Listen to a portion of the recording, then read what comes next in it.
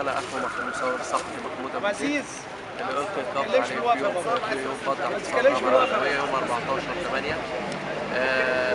أكيد لاستاد القاهرة صدر المخطط رقم 3، بعد كده قسم القاهرة الجديدة أول، بعد كده بدوا على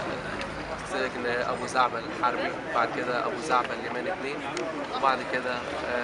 استقبال طرق. حاليا تم سنة بتتوجه له عدة اتهامات متنبأة ملهاش أي أساس من الصحة. يعني أنا والله مش عايز أقولها، يعني لأن أنا أستحي، يعني يعني أبرز تهمة هي تعطيل عمل دون دستوري،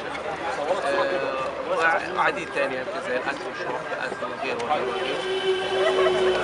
أنا بطلب من ربنا سبحانه وتعالى ومن الجهات المعنية سرعة الإفراج عن أخويا محمود، لأنه كان بيقوم بتغطية